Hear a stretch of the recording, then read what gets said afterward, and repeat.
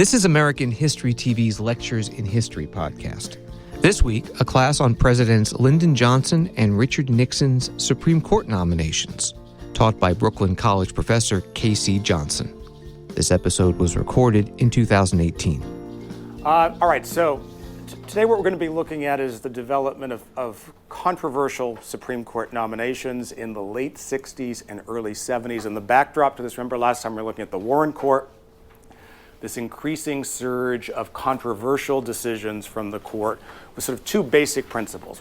One, remember the idea of counter-majoritarianism, this idea that it was a particular job of the Supreme Court to stand up on behalf of people who may not have majority support, whether it was atheists or civil rights activists or criminal defendants throughout the 1960s. And second was the emergence of this philosophy that some historians have called rights-related liberalism, the idea that liberalism in the United States was primarily devoted to the protection of individual rights. And as a result, the Supreme Court became a very important mechanism for this. One problem, which is that if you're going to govern your governing approach is going to code through the Supreme Court, you have to be able to appoint Supreme Court justices, and as we'll see, this becomes an increasingly fraught prospect for liberals. So the backdrop, LBJ. After 64, with the Civil Rights Act, 65 with the Voting Rights Act, he has a sense that the Supreme Court is going to be significant, but unlike with Kennedy, there are no openings on the court, so Johnson essentially creates one. First one comes in 1965. There's a custom which dates back to the Wilson administration with Louis Brandeis, that there was one Jewish member on the court. Jewish member on the court in the early 60s was Arthur Goldberg. Remember, he'd been appointed by JFK, cements the liberal bloc on the court. Johnson, however, wants to appoint this man, his longtime lawyer, fairly close personal friend and advisor, Abe Fortas, who is Jewish. So he goes to Goldberg and says, look, Arthur, it's very important. We have a problem in Vietnam. It simply can only be handled at the United Nations. You're the best negotiator I know. What you need to do for the good of the country is to resign from the Supreme Court, accept a job as UN ambassador, and Goldberg believes it. He goes off to UN and is basically ignored by Johnson for 2 years, and Johnson's able to put Fortas in 1965. Fortas, as we'll see, continues to advise Johnson behind the scenes on important policy issues. He helps to draft Johnson's speeches. So imagine, like in the current environment, if John Roberts were regularly consulted on Trump speeches. I mean, this would be seen as highly improper, and this will cause problems for Johnson down the road. Then second, in 1967, Thurgood Marshall, we've seen previously as the NAACP's chief counsel, who Johnson had appointed to the circuit court right here in New York. Johnson sees an opportunity to name the first African American to the court, but there's no vacancy. There is, however, a vacancy to the position of Attorney General. Johnson looks far and wide in the country and decides that Ramsey Clark, liberal lawyer, would make the world's top Attorney General. There's one small problem. Clark's father, Tom Clark, is on the Supreme Court. Johnson goes to Ramsey Clark. He says, I'd just love to appoint you as Attorney General, but I can't do it with your father on the Supreme Court. If, he says, your father is willing to resign as a Supreme Court justice, then I can appoint you as Attorney General. The father resigns. Johnson gets another vacancy, and Marshall moves on to the court. Johnson assumes he's going to run for re-election in 1968. He's going to be re-elected in 1968. There are three fairly elderly members of the court, including two, Justices Black and Harlan, who are not in good health in the late 1960s. So he's working under the assumption he's going to be able to appoint either 4 or 5 justices by the time he leaves office. But instead, we all know the history. Johnson's support begins to weaken, and in March of 1968, Johnson announces that he is not going to run for re-election. By the summer of 1968, it seems pretty clear that the Democrats are going to have a tough time winning this election, which means that Johnson's successor is likely going to nominate the replacement for Chief Justice Earl Warren. And so Warren, in June of 1968, decides to preempt this possibility. Makes an announcement that he's going to retire as Chief Justice of the Supreme Court upon the confirmation of his replacement. So basically what Warren is telling to conservative senators, you have a choice. You can confirm whoever LBJ nominates to take my place, or I'm going to be there as the Chief Justice continuing to issue these liberal opinions, and the expectation is that most members of the Senate will more or less go along with that, even if they don't particularly like the idea of Johnson naming a replacement and doing so. There's one other thing which is in the back of the minds of both Warren and Johnson. Johnson is arguably the most gifted president in American history, and if not the most gifted, the second or third most gifted in terms of managing Congress. He had a deep understanding of how Congress operated. He had a sense of what he could get through Congress.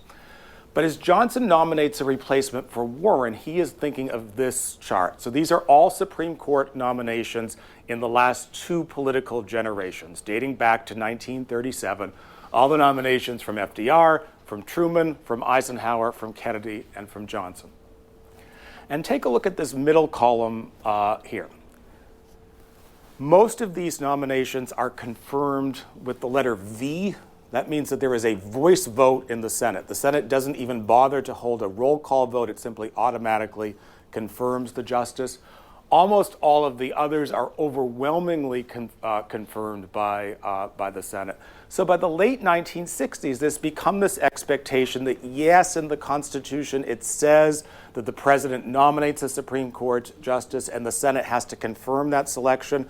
But in the real world, whoever the president nominates is automatically going to get confirmed, and this is what Johnson assumes is going to happen in 1968 as well. So in June of 68, we'll go inside the Johnson White House in a second, the assumption is that Johnson has outthought his opponents again. He'll get a liberal Chief Justice on the Supreme Court by late 1968 who will serve throughout the 1970s and ensure that the Supreme Court will remain liberal. Now, there's another chart that Johnson might have wanted to examine but did not. And that's the chart of his declining public support. So the chart here on the left is Johnson's approval as measured by Gallup throughout his presidency. And it goes up and down a little, but there is a pattern here. It goes from quite high in 63 and 64 and drops. So by early 1968, Johnson's approval rating is hovering around 35%. For comparison's sake, that's 7 or 8 points below what Trump's approval rating currently is. So this is it's a very low approval rating for LBJ. Along with this, the fact that he's not terribly popular, he's not running for re-election. The last time there had been a Supreme Court justice confirmed by the Senate who had been nominated by a president who had announced he was not running for re-election was 1893. Rather long time ago. This charming looking man here, Howell Jackson, who was a Grover Cleveland nominee, served for a couple of years, got ill, and died in the mid-1890s. So from this standpoint, there's a good precedent for Johnson. Basically, any president who's nominated gets confirmed. By this precedent, however, Johnson may have some problems here. He's not a popular president. The Senate didn't have much of a precedent in terms of confirming late nominees by the president.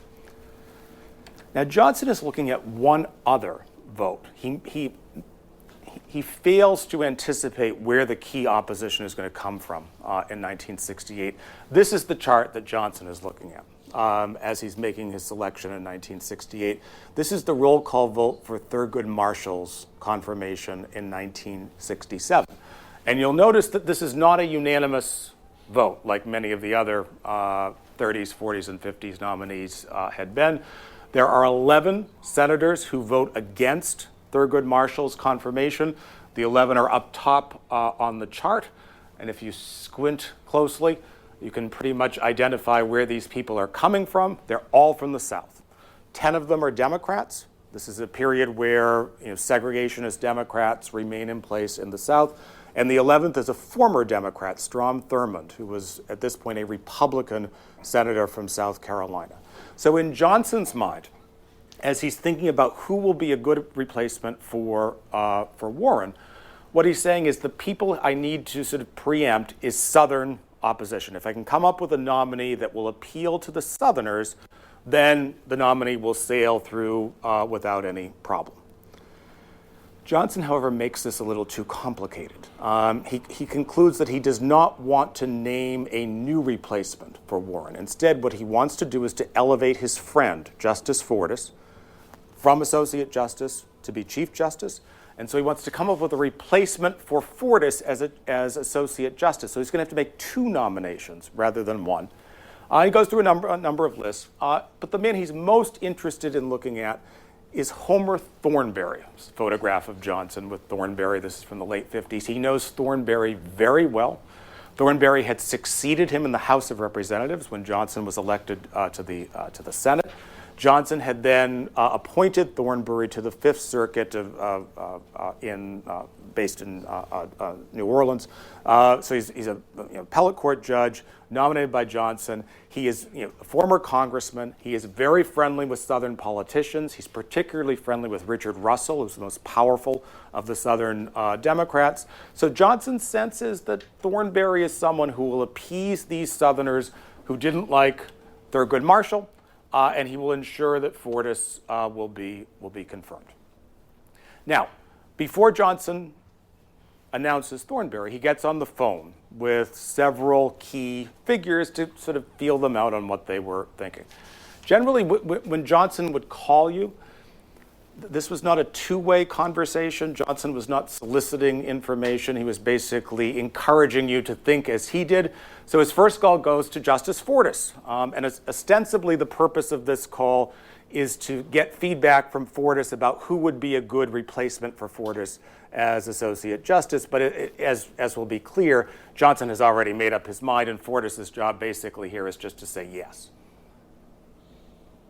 Thornberry has some disadvantages. I think in fact he's a congressman, a city councilman, a state legislature. I think it'd be awfully good on the court and knowing every department of this government. But from the standpoint of the liberal press that just will not give me a fair trial, hell, I'd be nominated by acclamation on my record for civil liberties and civil rights. But the Times and the Post are against me because they're just anti-Semitic, by God. They're anti-South. They just, because I live in Texas, I don't have style. And that's the only damn thing they got against me. I've adopted their platform, and I know you've got to go, and I just got to get some more. How are you going to rate these people? 1, 2, 3, 4, 5. From the standpoint of my practical problem and what I may want to do here on all the other things. I've got geography, I've got the Senate, I've got these philosophies, I've got to have sure votes. I want a little continuity, I want a little age on. Now look at this not from your standpoint. Well, look at it from my standpoint of knowing me as you know me and what I want. I want somebody that'll always be proud of his vote. That's the first thing. I may not be proud of his opinion, but I want to be proud of the side he was on. May not be as eloquent as Hugo Black or you or somebody, but I want to be damn sure he votes right. That's the first thing. Now, these are private conversations. Fortas is not aware that he's being recorded. Johnson does know that he's being recorded, and he's perfectly candid here about what he wants. If you get a brilliant justice, that would be great. But the chief goal here is to get someone who will vote the way that Johnson wants. And one suspects that every conversation from a president after Johnson had a similar line. I'm sure it did with Trump, with Trump's 2 nominations as well. But there's an obvious point here. Johnson's goal is to ensure a liberal majority on the court. He thinks he can do that with Fortas and Thornberry. And then Johnson reaches out to key senators. Johnson, remember, was majority leader in the 1950s of the Senate. He understood how the Senate operated in the 50s exceptionally well. His problem will be that the Senate in the 1960s operated quite differently. But Johnson in the 50s believed that he could sort of filter through key Senate leaders. So he reaches out to this man, Richard Russell, Democratic senator from Georgia, segregationist, but the most prestigious of the Southern Democrats. Russell likes Thornberry a lot. He doesn't particularly like Fortas, but he says he's going to be willing to go along with the nominations because that will get Thornberry onto the court. Johnson reaches out to the minority leader, head of the Senate Republicans, Everett Dirksen, a Republican senator from Illinois. He and Johnson had worked very closely on the Civil Rights Act, on the Voting Rights Act. He was a supporter of African American civil rights. He knows Fortas. He likes Fortas. He also knows and likes Thornberry. Dirksen commits to supporting him. Johnson also reaches out to Mike Mansfield, who is the majority leader of the Senate, representing sort of liberal, moderate Democrats. Mansfield isn't thrilled about Fortas as a nominee, but says that he's willing to go along with Johnson's plan. So it looks, from Johnson's mind, in late June of 1968, as if this is a done deal. You know, Fortas has been nominated. Thornberry is the associate. The three most powerful members of the Senate, Johnson believes, are already on board as willing to support both confirmations. This is just going to be a done deal. Johnson's problem is that he's essentially lost a decent amount of power by the fact that he's not running for re-election, but he hasn't conceptualized that, and he'll learn it very quickly in the summer of 1968. Two things happen almost immediately. The first is that 19 Republican senators sign on to a public statement prepared by this man, Robert Griffin, who was a Republican senator from Michigan, which comes to be known as the Round Robin, and which articulates a view that will reappear in American life in 2016. This is essentially the same argument that Mitch McConnell makes against the Garland nomination, which is that, look, we have a vacancy for the Supreme Court, there's a presidential election going on, we are going to withhold our support from any nominee on the grounds that the new president should be able to make this choice. Do you think that this was made, because I see he says should be selected by the newly elected president? Was it a hit at Johnson for not having been elected into office? No, because Johnson at this point had been elected in '64. What Griffin is doing here is that Griffin has seen the polls. By June of 1968, Nixon has assumed a fairly healthy lead over Hubert Humphrey, who's going to be the Democratic nominee. So when Griffin is saying this, he's confident that Nixon is going to win. And basically what he's saying is, I want a Republican to make this nomination rather than a Democrat. If the polls were flipped, let's say we're in an alternative world, and Hubert Humphrey were somehow ahead of Nixon by 15 points in the polls, I suspect that Griffin would have said, let's go along with this. But he doesn't. And he gets a significant chunk of Senate Republicans. So we have 19 senators who are signing on to this statement. And remember, we have 11 senators, 10 of whom are Democrats, who oppose Thurgood Marshall. So at least on paper, we have almost 30 senators who seem to be skeptical about a possible Johnson nomination. But the Johnson White House staff doesn't detect this. So just at the time that the Griffin round robin is coming out, Johnson's legislative liaison team, it's the office in the White House that basically counts votes in Congress, prepares these documents for LBJ. And what they say is this is a shoo-in. We have roughly 70% of the support in the Senate. We have a handful of opponents, but you don't need to worry. Fortas is going to get confirmed. So on paper, from the president's standpoint, this nomination seems to have gone very well, but in reality, there are big problems that are emerging that they don't seem to be detecting. And Johnson privately, in late June and early July of 1968, is telling his aides that Griffin is bluffing. That yes, there are 19 Republicans who have signed this letter, but in reality, all of them aren't going to vote against Fortas and Thornberry. They'll back down once the nominees make it to the floor. They're just sort of trying to provide a show. This is not what happens, but Johnson doesn't quite understand. Then there's a second problem, dating back to Louis Brandeis. Supreme Court nominees had gone before the Senate Judiciary Committee. And dating from the 30s, there had been a fairly normal practice where Supreme Court nominees would testify before the Senate Judiciary Committee, get asked their opinions on constitutional issues, and offer some feedback. These tended to be quite routine hearings, nothing like what we saw in the last few weeks was nothing like what we had seen before, but even, setting aside like the Garland hearings, nothing like that where there would be a kind of television spectacle, but nonetheless, you'd have to go through the motions. The problem for Johnson is that the Judiciary Committee in 1968 is probably the single most hostile committee to the president and to liberal philosophy that exists in the Senate. Think back a few weeks ago to the Kavanaugh hearings. The Kavanaugh hearings, basically, we have 19-member committee with 10 fairly conservative Republicans, 9 fairly liberal Democrats. It's essentially it's an ideologically split committee, but the Democrats are liberals who are on the committee. That is not the case in 1968. The chairman of the committee is this man, Jim Eastland. He's a Democratic senator from Mississippi, ardent segregationist, had voted against Thurgood Marshall's confirmation, had voted against the Civil Rights Act, had voted against the Voting Rights Act. The second-ranking Democrat on the committee, John McClellan, Democratic senator from Arkansas, had been absent from the Marshall confirmation but had made clear he opposed Marshall, had voted against the Voting Rights Act, had voted against the Civil Rights Act.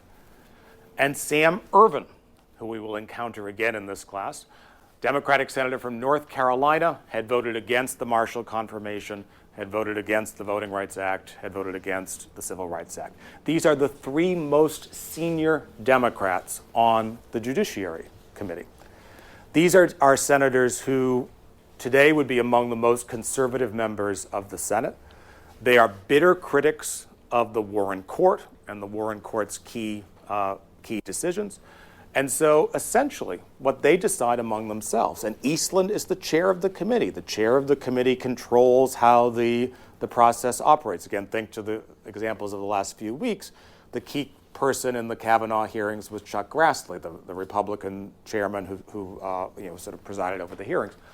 What Eastland, McClellan, and Ervin decide is that they are going to use this opportunity to put the Warren Court on trial, to basically bring Abe Fortas before their committee and grill him on a variety of Warren Court decisions. So instead of a routine hearing, what Fortas gets is very detailed questions about specific Warren Court decisions, and he doesn't give consistent answers. Sometimes he says that he'll defend these decisions. Sometimes he says he can't talk about them because he's a justice. He can't talk about how the court made its decisions. And the committee also starts asking questions about Fortas's advice to Johnson, which again is highly improper. A Supreme Court justice should not be providing political advice to a sitting president. Everyone knew that Fortas was doing it. Fortas says that he can't give this advice because that would be an improper intrusion into the court's freedom of action. And the 3 conservative Democrats say that doesn't make any sense. So you're willing to talk to the president, but you're not willing to talk to the Senate. That seems to be not respecting the authority of the Senate. And Fortas, this is always a problem with Fortas and LBJ. Fortas thought like a lawyer. He tended to give these very specific, legalistic answers that tended to sound very defensive. He was not a particularly good witness. But the star of the hearing is not any of the Democrats. The star of the hearing is this man, Strom Thurmond, Republican senator from South Carolina, former Democrat, independent presidential candidate in 1948, had flipped to the Republicans in 1964. Thurmond was a demagogue. He sort of understood how to prosper in politics. He was a sharp opponent of civil rights. And in Thurmond's mind, the questions that were coming from Fortas and McClellan and Eastland were too legalistic. They weren't, he feared, they weren't going to attract the attention of the public, make them oppose Fortas. He goes over Fortas's judicial record, which is not particularly robust. Fortas has only been on the court for 3 years. But what Thurman noticed is that Fortas had frequently been in 5-4 majorities, so on paper the decisive vote, on a series of decisions that the Warren Court had made over pornography issues, where the court had struck down state laws restricting the sale or dissemination of pornography on grounds that this violated the First Amendment. And Thurman sensed that this might be a vulnerability to portray Fortas as a pro-pornography justice, someone who was outside of the ideological mainstream. He welcomes, as a witness, as a member of the minority, they get to invite a handful of witnesses. This guy, James Clancy, who is head of Citizens for Decent Literature, an anti-pornography organization.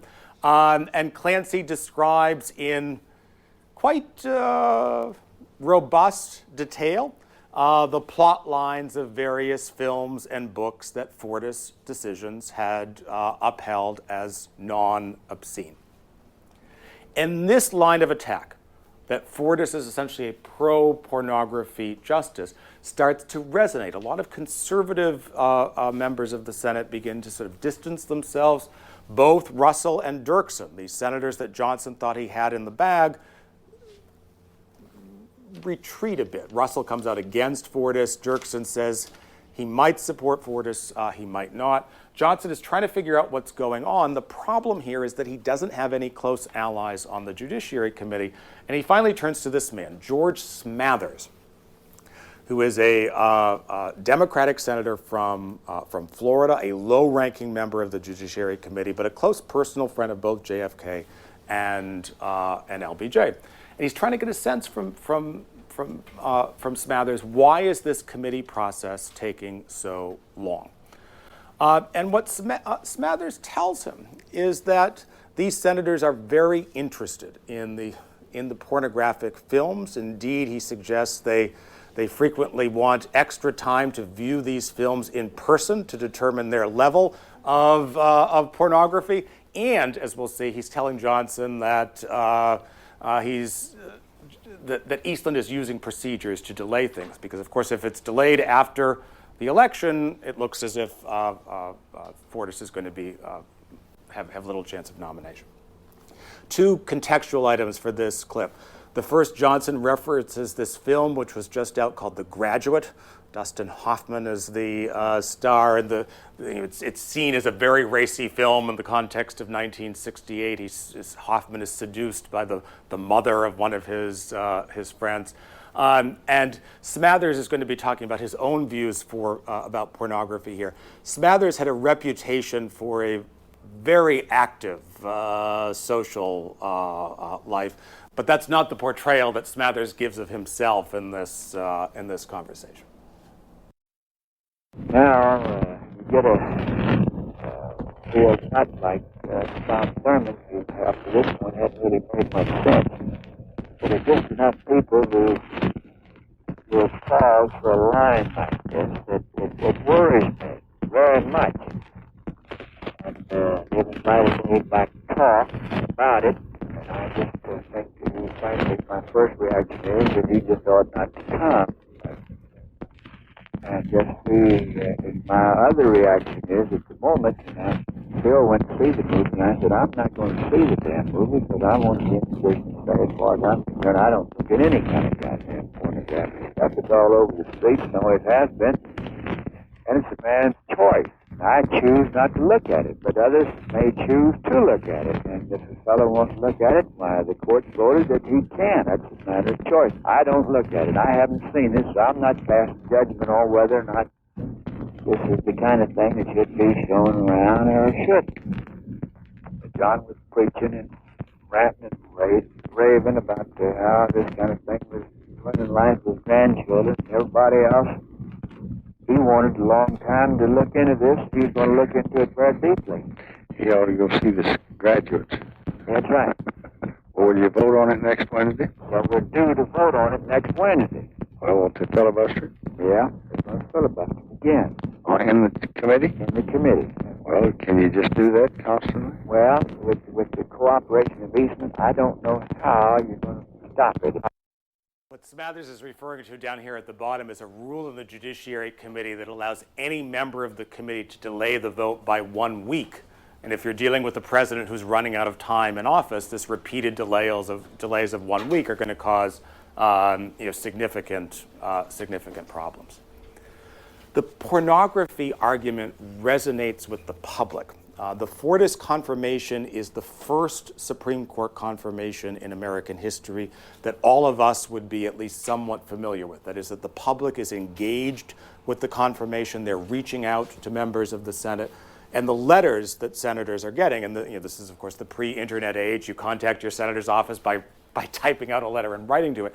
The letters that senators are getting are overwhelmingly opposed. So these are a couple of photos of letters sent to Quentin Burdick, who was a Democratic senator from North Dakota and was one of Fortas's strongest defenders in the Senate.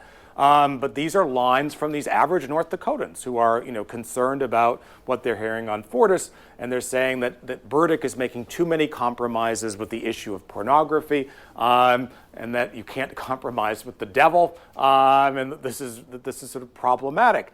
And so, let's say you are an undecided senator. You're getting all of these letters opposing Fortas. Johnson is not going to be around next year to protect you. There's going to be a new president. You might be coming up for re-election in 1970. If you don't have really strong opinions about this, you might be inclined to say, look, I'm just going to vote no and avoid this problem. And so Fortas's support starts to erode quite significantly. Johnson is furious. He can't figure out what's going on. He gets on the phone with Ramsey Clark and starts complaining that the problem here is that Griffin and Thurmond and the Senate Republicans have been spreading too many unfounded rumors about Fortas. So it's time for the Democrats to start spreading unfounded rumors about Griffin to even the score. And again, as we see, Clark doesn't really get a word in edgewise in this conversation. But I just hear every 30 minutes these fellows, they have press conferences. Griffin's on all the time. He's having a big press conference this morning. And they make 40 allegations, and we just get tried and convicted every day, and our side, the other side, doesn't get in. Get somebody that can write some mean damn speeches that allege some things that they've got to deny. Let them do some research. And so that's what you've got to do. You've got to employ their resources and their talents doing research instead of attacking you. Now, we don't ever keep them busy. I'd find some reason that Griffin's in this thing. I don't think anybody's ever pointed out that Griffin said a week before the appointment that he was against anybody's point. He wasn't worried about pornography. Anybody look at his face and tell he's not, that doesn't bother him. Pornography. He was just worried that, by God, he couldn't make a partisan political deal out of the Chief Justice. And the Republican Chief Justice hadn't delayed it and played politics with it until he could get in. Now, that's what he said. He said it days before we even decided to name for it. Somebody ought to point that out. This is sort of desperation. I mean, when your tactic for getting your Supreme Court nominee confirmed is to say nasty, uncorroborated things about Senate Republicans, you're probably going to lose. And Griffin delivers the final nail in the coffin for Fortas in the early fall of 1968. Griffin was he was a quite talented senator. He had made clear that he had heard rumors about Fortas being unethical. If people had information, he says, call my office. And what he finds out is that Fortas had been given a substantial cash bonus, $15,000, which in 1968 is a not insignificant sum of money, to teach a very short seminar at American University Law School. American University is in D.C., less than a couple of weeks. And that this money had not come from American University. Instead, it had come from a handful of private donors who were friends of Fortas. And this sounds uncomfortably close to being a bribe, that these people are paying Fortas to do a token amount of work. The dean of American University Law School says that, yes, $15,000 sounds like a lot of money, but Fortas was doing more than just teaching a class. He had to prepare his syllabus. And as we know, preparing a syllabus is very expensive work. I mean, this is not a credible allegation, The committee invites Fortas to come back before it and to explain what exactly he did for this $15,000. Fortas says no. And at that point, the Southern Democrats and the Senate Republicans jointly announced that they're going to filibuster the nomination, that they're not going to allow it to come to a vote, and that the filibuster can only be breached if 2/3 of the members of the Senate vote to end debate. And it's clear that's not going to happen. October 1st, the Senate votes. Fortas, by this point, is reduced to hoping for a kind of symbolic victory. He's hoping that a majority of the Senate will vote to impose cloture, and he can say basically a majority of the Senate wanted me on the Supreme Court, and these conservatives blocked me. And instead, the final vote is 45 to 43. Can't even get to 50 to impose cloture. He would have needed 67 to impose cloture. And at that point, very clearly, the nomination is dead. This is October of 1968. Johnson is still in office for a couple of months. And as we'll see, he doesn't quite give up, although this amounted to his last chance.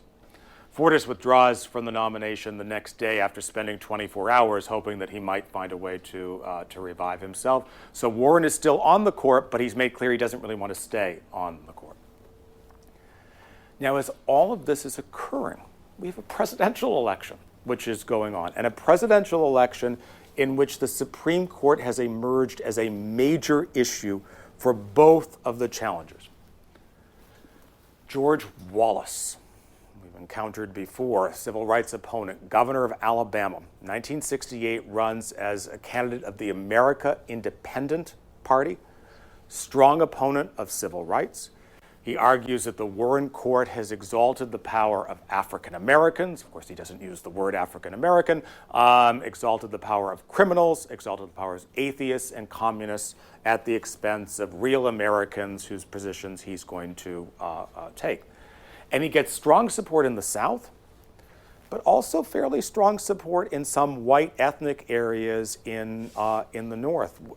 Very late in the 68 campaign, Wallace is polling in double digits in Brooklyn, in Staten Island, which is his best borough in New York City, in Queens, and in upstate New York. So he's not just a Southern candidate. And indeed, he poses a problem to the Republican nominee, Richard Nixon. Because if Nixon is not able, if Wallace siphons too many conservative votes away from Nixon, Hubert Humphrey, the Democrat, might win with a minority of the vote. So Nixon in 1968 embarks on this quite clever strategy of, it's called at the time a Southern strategy, but which is actually much broader than a Southern strategy, of challenging the precedents of the Warren Court, appealing to what we would now call a racial backlash vote, but doing so in code. So you don't hear anything from 1968 from Nixon that the Civil Rights Act was bad, or that I'm opposed to equal rights for black people. Instead, he wants to sort of leave impressions in the mind. And the issue that Nixon seizes on is crime. The argument that Nixon makes is that the Warren Court has made too many decisions in favor of the rights of criminals, and that this has created dangerous situations for society as a whole.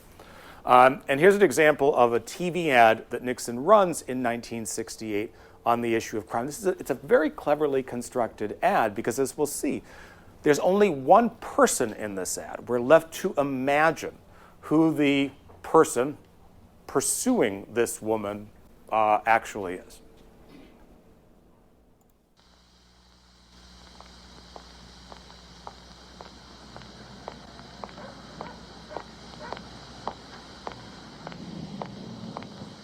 Crimes of violence in the United States have almost doubled in recent years.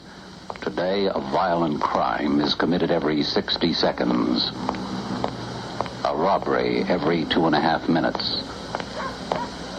A mugging every 6 minutes. A murder every 43 minutes. And it will get worse unless we take the offensive. Freedom from fear is a basic right of every American. We must restore it.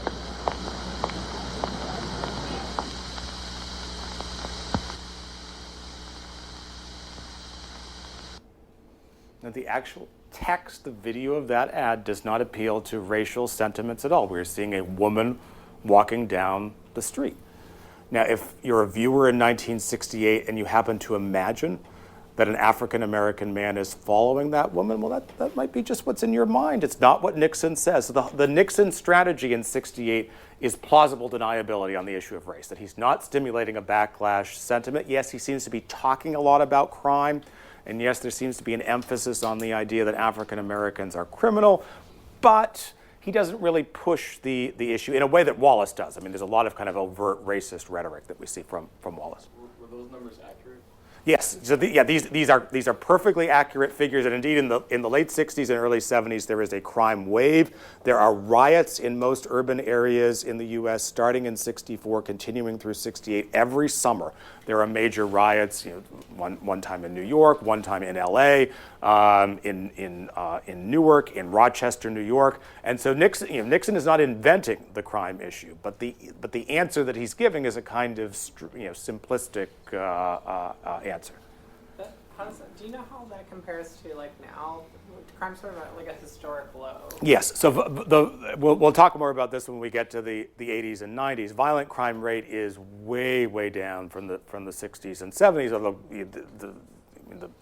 the severity of these crimes has increased because the power of weapons has increased in some respects. But murder is down, armed robbery is down, muggings are down. This is a period which is a much more dangerous period, if you want to use that, than is the case today. So yeah, Nixon is not inventing the issue, but he's presenting a particular frame on the issue. With the death of Martin Luther King, did it cause a problem for him? Yeah. So the other policy backdrop here is that after the assassination of King and the assassination of Robert Kennedy, Congress passes a crime control act. But the primary thrust of this act is a gun control measure, a fairly weak gun control measure, but nonetheless a gun control measure. And so from Nixon's standpoint, the underlying argument is Johnson and liberals in Washington are interested not in protecting this woman walking down the street. They're interested in taking away or limiting the rights of guns for Americans. Nixon overwhelmingly wins. So Johnson in 1968 had carried 44 of 50 states, but by 1968 Nixon basically sweeps the country. Wallace carries a handful of states in the South. The only southern state that Humphrey carries was Texas. Now, as all of this is going on, Johnson is still trying to come up with a scheme to put a replacement on the Supreme Court.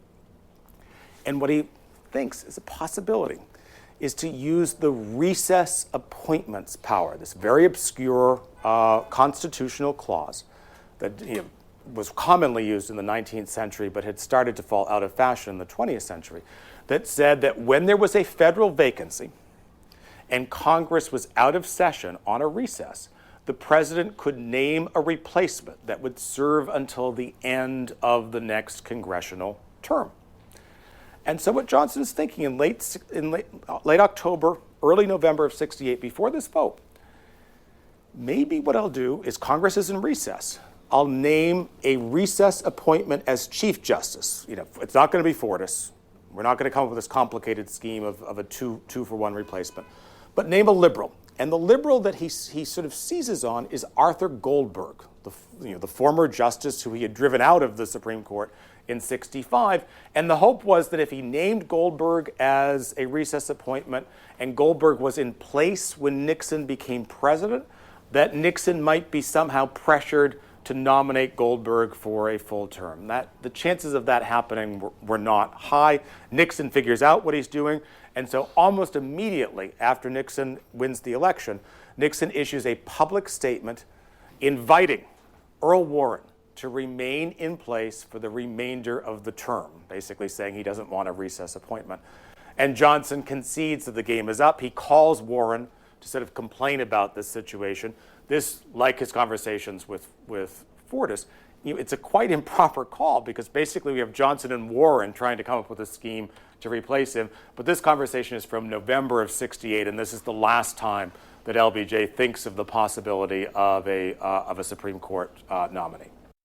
Well, the press will be asking us, what right does Nixon have to say that this will go in January the 20th? That does, have we committed that we will not name anyone? That leaves me in a bad shape with Goldberg. Now, what we have said to Goldberg is this. I've told people who have talked to me in his behalf, A, that I don't think he could get confirmed, and I think it would be tragic for his life. But B, if there were evidence that I was wrong, I would certainly want to preserve the court if I could, and I would certainly regard him as a good appointment. Well, so would I. So now that's my problem with him. So I don't think there's much chance, but I'm afraid he's not going to understand what has happened here. He's going to be thinking that I've been playing knowing all the time that this might happen. So I hope you'll explain to him what did take place. Again, a typical Johnson call. The other person does not really get in much, but Warren gets the message. Warren calls Goldberg. He says, look, we tried for this recess appointment, but it didn't work out. I'll remain in place for the remainder of the term. And he finally resigns in June of 1969, at which point Nixon nominates this man, Warren Burger, fairly conservative judge from the 8th Circuit, which is based in the Midwest. Burger was based in Minnesota, to become Chief Justice of the Supreme Court. And so we replace a quite liberal, very liberal, Chief Justice with a fairly conservative Chief Justice, and so that creates a more conservative court. But this is only Nixon's first appointment. Nixon will get to make 4 Supreme Court appointments, all in his first term. It's a significant turnover. The second is an unexpected one. Justice Fortas. So one of the great ironies of this is that Johnson, by trying to promote Fortas from Associate Justice to Chief Justice, paves the way for Fortas to collapse entirely and to be removed from the court. So we're in late 68. Public has been exposed to this idea that Fortas is a little ethically challenged. We have this $15,000 deal at American University. He seemed to be consulting with LBJ inappropriately. I mean, it was clear this guy was not a paragon of ethics. And the press starts looking into Fortas's background. And there have been rumors around. Fortas was a very, very high-priced lawyer before he went on to the Supreme Court. And so being a public servant cost Fortas a decent amount in terms of finances. His friends would try to prop him up. And then in 1969, it comes out that Fortas had been accepting a retainer every year, $20,000 payment from a financier named Lewis Wolfson, who unfortunately was under criminal investigation. Generally, for those of you who are planning careers as Supreme Court justices, it's not a good idea to be accepting an annual payment from someone who is subject to criminal investigation. This is highly, highly unethical conduct. But the irony is this probably never would have come out but for the fact that the press had been prompted to look into Fortas as a result of the 1968 fight. Nixon starts sending out rumors that if Fortas does not resign, that Republicans and conservative Democrats will seek to impeach him. And it seems not implausible that Fortas would have been removed from office. It certainly would have been a very difficult fight.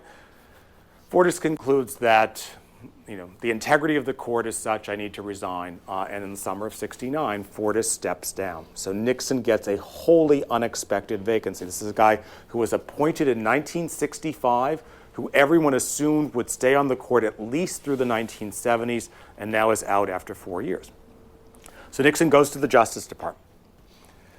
In 1968, Nixon had used this Southern strategy, this idea of sort of approaching the racial backlash as a way of getting Southern votes. But remember, go back to the map. Nixon doesn't carry some Southern states. So he loses Texas to Humphrey and loses Arkansas, Louisiana, Mississippi, Alabama, and Georgia to George Wallace. So Nixon and his advisors say, look, why don't we try to use this vacant Supreme Court appointment as a way of appealing to Southern conservatives, showing them that if they affiliate with the Republican Party, they will get a concrete benefit. The Warren Court, to put it mildly, was not popular in the South. So if they can get a Southern conservative onto the court, Nixon concludes that will be a way of sort of bolstering Republican support. And there seems to be a quite good judge from North Carolina on the Fourth Circuit, which is a appellate court on the Mid-Atlantic states, named Clement Haynsworth. Conservative judge, very pro-business, very popular among North Carolina Republican types, a Republican nominee at a time where there were not many Republican judges in the South, because remember the South had basically been a one-party Democratic area. The problem is that Haynsworth actually has a pretty good judicial record, but not a great judicial record. There's some rumors of ethical improprieties. He had a couple of votes on civil rights issues that civil rights groups perceived as not particularly supportive. A group of young liberals in the Senate, kind of embittered by what happened to Abe Fortas in 1968, decide that they're going to fight against Haynsworth. Ted Kennedy, Democratic senator from Massachusetts, very young Ted Kennedy at this point. He'd been elected to the Senate in 1962 to take the seat that his brother had once occupied. Kennedy is named to the Judiciary Committee, becomes a prominent figure on civil rights issues, one of the Democrats' point people on civil rights issues throughout the 1960s. Birch Bayh, his son will later be a U.S. senator from Indiana, later governor of Indiana as well.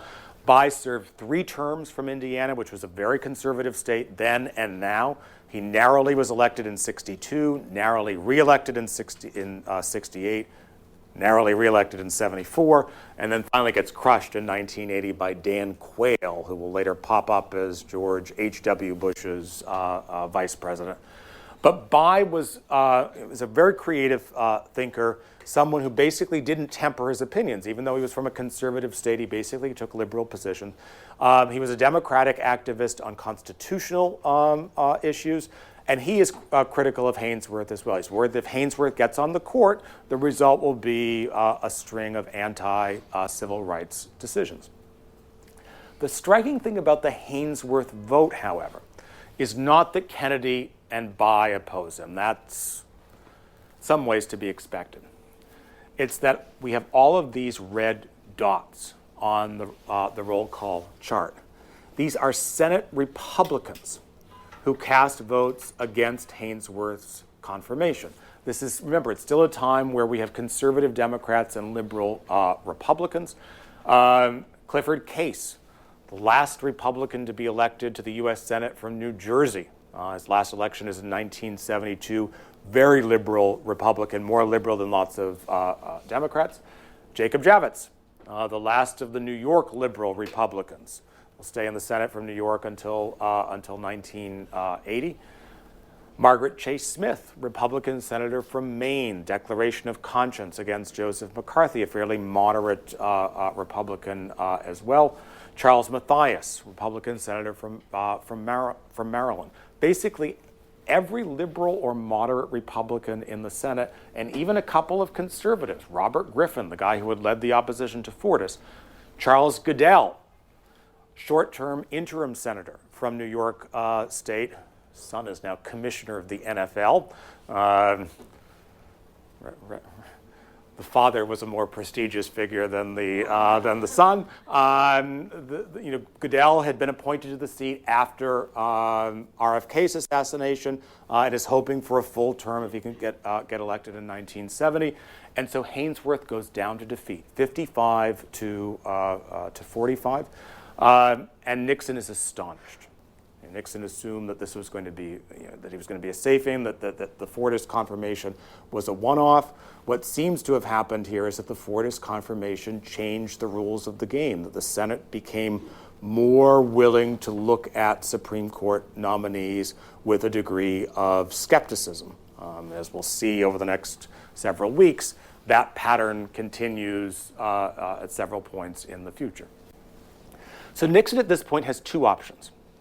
The first is to take a look at this roll call and to conclude that this is a democratically controlled Senate. The Republicans are not the majority, and there are some liberal Republicans, and to conclude that in that kind of Senate, there simply is not a majority for a very conservative Southern judge who might be perceived as hostile to civil rights, and so Nixon needs to look elsewhere. That would have been the reasonable response to this vote. Nixon often did not take the reasonable response to votes, and this was an occasion in which he did not. He goes to his aides and says, look, I want another Southerner. If he's more conservative than Haynsworth, that's fine. I don't particularly care, but it has to be another Southerner, if at all possible. So the Justice Department takes a look at appeals court judges from the South, the level below the Supreme Court. They don't find anyone who would be appropriate, who would be a Republican, who was a Southerner, who seemed to be of a sufficient age to be on the Supreme Court. But they say there's a district court judge, the lowest level of the federal judiciary. From Florida, from the Northern District of Florida, this man named G. Harold Carswell. And they tell Nixon, he's not perfect, again, because he's not an appeals court judge. The traditional path for Supreme Court nominations, even at this point, was you wanted to move up from the appeals court to the Supreme Court, rather than jumping up all the way from the district court. But they say he's a Republican. He's very conservative. If you want to go with a Southern conservative nominee, he is your man. Nixon says, that sounds great, we'll nominate him. There are two problems with the Carswell nomination. The first is that Haynsworth did have a couple of votes that were hostile to civil rights, but there was no indication that Haynsworth was racist or that he was personally hostile to African Americans in any respect. And indeed, he would stay on the circuit court after his defeat for several years and was well liked by both parties. I mean, you might have liked his votes or disliked his votes, but he was not personally problematic. Carswell, on the other hand, before entering the judiciary, had run for public office, not in Florida, but in Georgia. It doesn't appear as if the Nixon people had picked this up.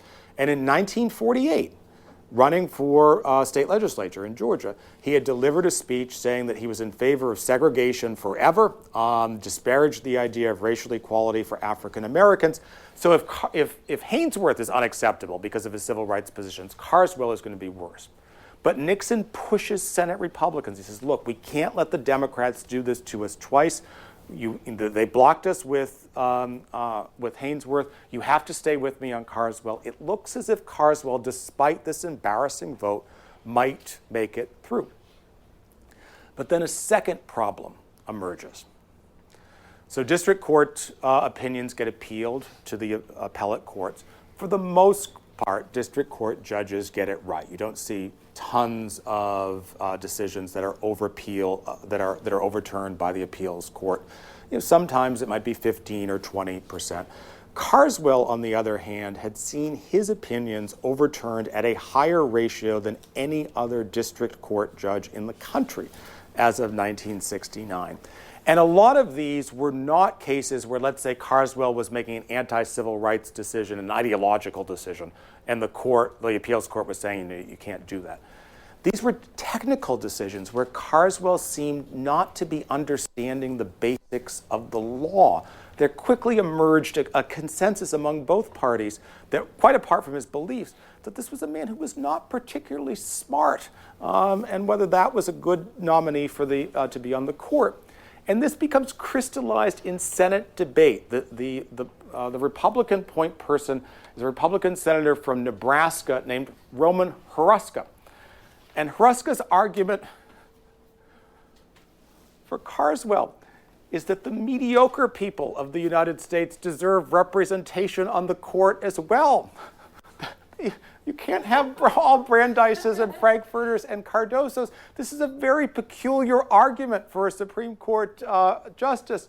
And so for Senate Republicans who had been inclined to go along with Nixon, even though they didn't like Carswell and they didn't like his civil rights opinions, Swallowing this is an argument that the mediocre are entitled to representation, and that's why we should confirm Carswell, is a bridge too far.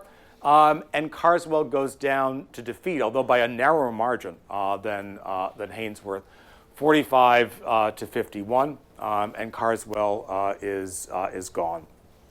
And as if confirming the argument that his critics made about his intelligence or lack thereof, Carswell decides that he will give up his position, life-tenured position on the federal judiciary, to run for the U.S. Senate from Florida the following year in 1970. He is absolutely certain that he will be elected, and he can become a prominent national figure. He doesn't even get the Republican nomination, and he's never heard from again in political life.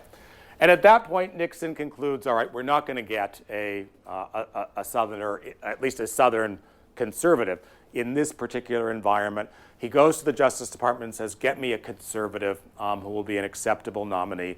And the Justice Department turns to Harry Blackmun, close friend of Warren Burger. Assures Nixon that Blackmun is a reliable conservative. He will vote the Nixon way on judicial matters.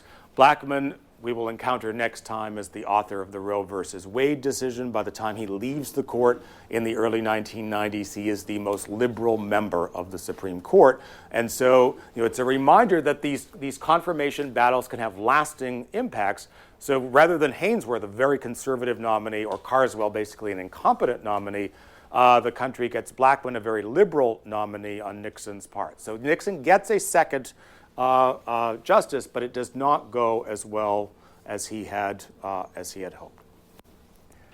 There are two final Nixon confirmations. Both come in 1971, almost back to back.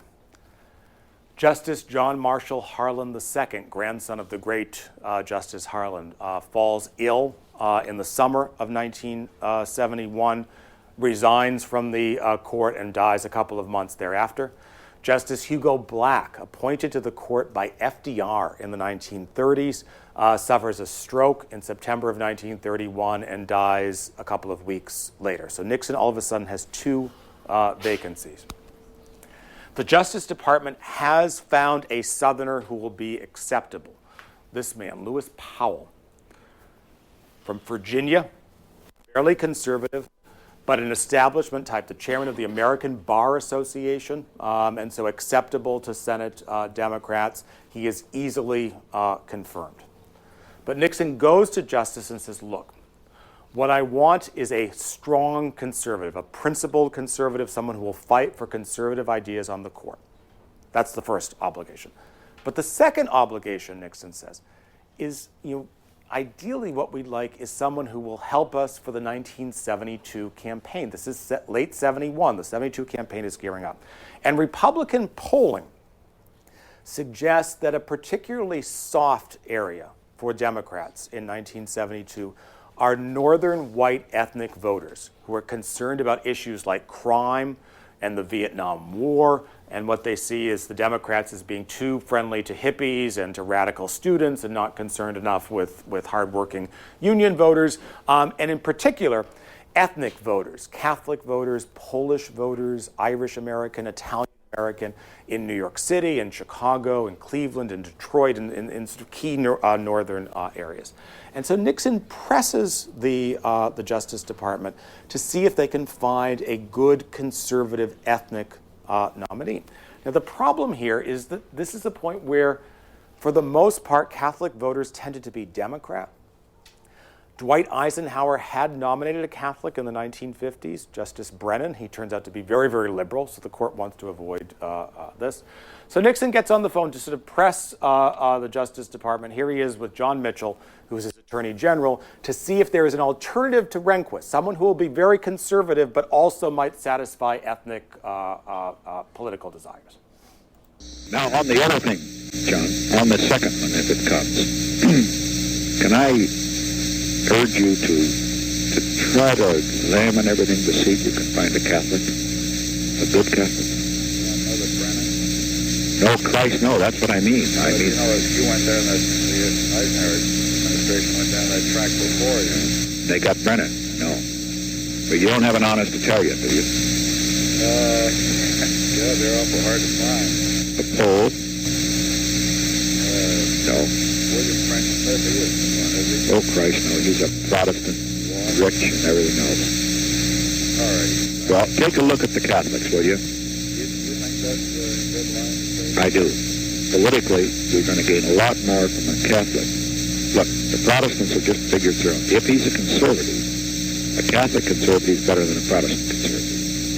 We really need that. More ingrained, I'm Well, the point is, it'll mean more to the Catholics, that's my point, than it will to the Protestants. The Protestants expect to have things. The Catholics don't. sure. When are you going to tell that Jewish people in the same Well, about after I die. You know and I know there aren't any. There are no conservatives out there. Never. This is not exactly a reassuring conversation about an administration that's looking for high qualifications to the court.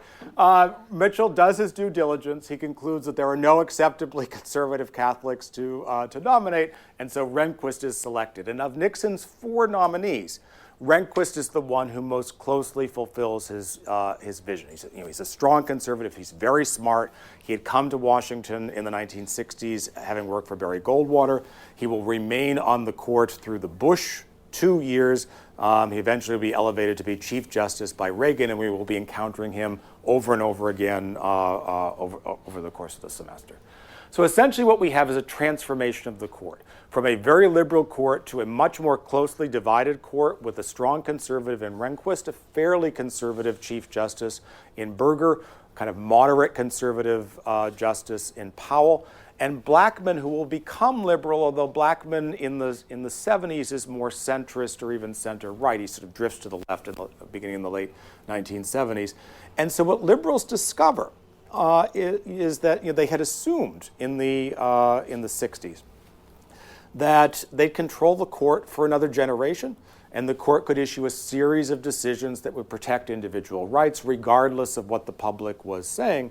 But if you don't control the Supreme Court, you can't really rely on that as an approach. And as we'll see next time, when we look at some of the social controversies of the 1970s, liberals struggle to once they no longer have the court, to figure out a way to advance their cause politically. So, any questions from this material? Things that were not clear? Oh, yes, and wait for the yes, Richard. I would like to take and go back to the Southern strategy.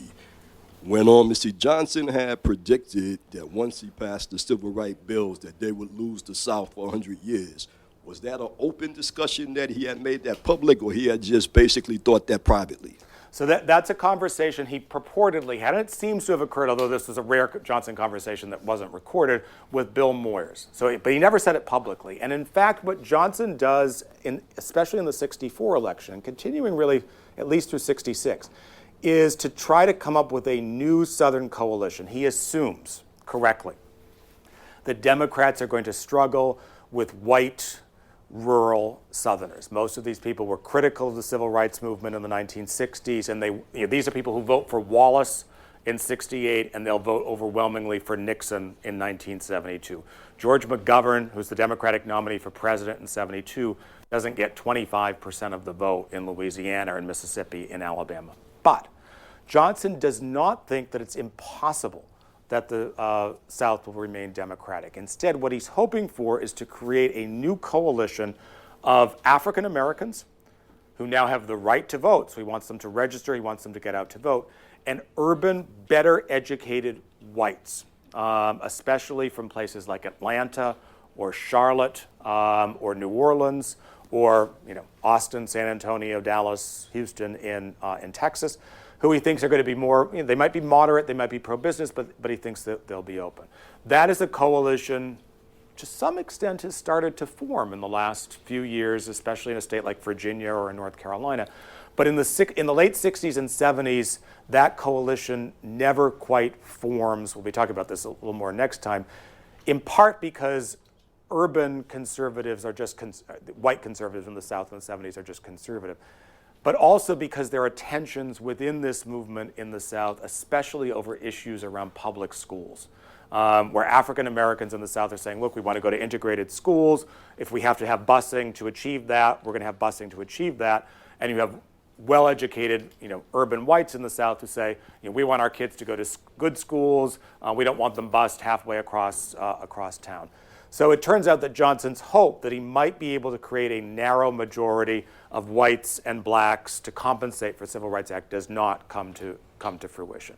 Now, if Johnson had been able somehow to run in '68, he probably would have been a stronger candidate than Humphrey. He might have carried a few southern states. But the Democrats are on their way out in the South. The only Democrats who do anything in the South after LBJ are Jimmy Carter in 1976 and Bill Clinton in 1992. These are both white Democratic governors from the South, and they both are running kind of atypical years.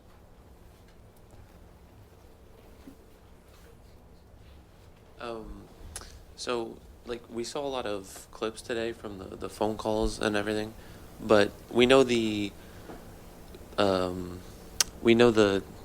wow, I messed up. Why'd you give me this? The controversy around the Nixon recordings. I was unaware that LBJ was recording his phone calls as well. Was there any backlash to that at all? That maybe not to the Nixon extent, but anything at all? This was wholly unknown. So Kennedy also had recorded. So Kennedy, Johnson, and Nixon are the three presidents who extensively record. And these are brilliant political minds. Neither Kennedy nor Johnson nor Nixon realized that they are creating a record that could be subpoenaed. At this time, this is pre-Watergate, these are the president's personal property to do with as they saw fit. And so in theory, Nixon, as we'll see next time, Nixon could have destroyed the tapes. What Johnson was taping for, Kennedy taped for historical posterity. He wanted to use the recordings to serve as the basis for his memoirs. Johnson recorded because Johnson did deals on the phone. He was basically wanting commitments from people. So he wanted a record in case people went back on him with his deals. He could say, look, you told me on September 22nd that you were going to be with me, and I have a recording of this. But no one else knew. So when the Watergate hearings break and the Nixon tapes are revealed, the assumption at the time is that the only president who ever had recorded was Nixon. And then they kind of sheepishly come out that Johnson and Kennedy had also taped. There's a small amount of taping in Eisenhower, Roosevelt, and FDR, but insignificant amounts. And this is just, for our purposes, these are incredible historical sources because they kind of bring us inside the Oval Office. There are no presidents who tape after Nixon because they understand they could be subpoenaed. But you can imagine other technologies. Email in the late 80s and early 90s. Apparently, the Bush administration did a lot with email because it's a new technology then, and they didn't realize they were creating a permanent record. Text messages in the Clinton administration. Again, this idea of creating permanent records. But we have no other taping. Would you argue that Nixon was a politician first and a president second? Based off this argument, It seems like he was just trying to find out, how can I get elected next? Yeah, Nixon is a foreign policy president. Nixon's goal is to deal with foreign policy issues, and so in his mind, domestic matters. The goal of a domestic matter is to get him reelected. And so this, he wouldn't have done deals like this on, with domestic actors on China or the Soviet Union. That he cares about. Who's on the Supreme Court? He doesn't particularly care as long as it will serve his political purposes. And that's a pattern you see with Nixon on a whole bunch of domestic issues, not just the Supreme Court. Isn't it interesting to see the integrity with the whole the Chief Justice, the sitting justice, being able to have a conversation about he's basically being swayed in his decision. I guess that also goes back to Hamilton as well, what he thought what the justices were supposed to be. It kind of is going to the far left. Right. I mean, this is one of the things with the tapes. This is This is highly inappropriate behavior. Fortas should not be having private conversations with LBJ. Rehnquist should not be kind of cooperating with to the degree with Nixon. Rehnquist does recuse himself from Watergate hearings, and you have to assume that these kind of conversations occurred, with Truman and with FDR and probably with Eisenhower. It's just that we don't have recordings of these conversations. So, to some extent, we have moved towards a more ethical Supreme Court. I mean, it's highly unlikely, for instance, that in 2015, Elena Kagan would, head off to the Oval Office and chat with President Obama. She recognized that sort of thing would be improper. But neither Fortas nor Johnson see anything wrong with this kind of conduct in the 1960s. And you have to assume, let's say there was a constitutional challenge to a Johnson bill. Could any of us really be confident that Fortas would look at that dispassionately and say, I think this is unconstitutional, so I'm going to vote against LBJ, even though I really like him? It does raise questions of partiality. This then comes tumbling down, this issue of judicial ethics, next time with Watergate. So that's where we are, where we're at. Quizzes and a couple of the midterms are up front. Thanks for listening. Please rate, review, and subscribe to this podcast wherever you get your podcasts. We would love to hear from you. You can email us at podcasts@c-span.org.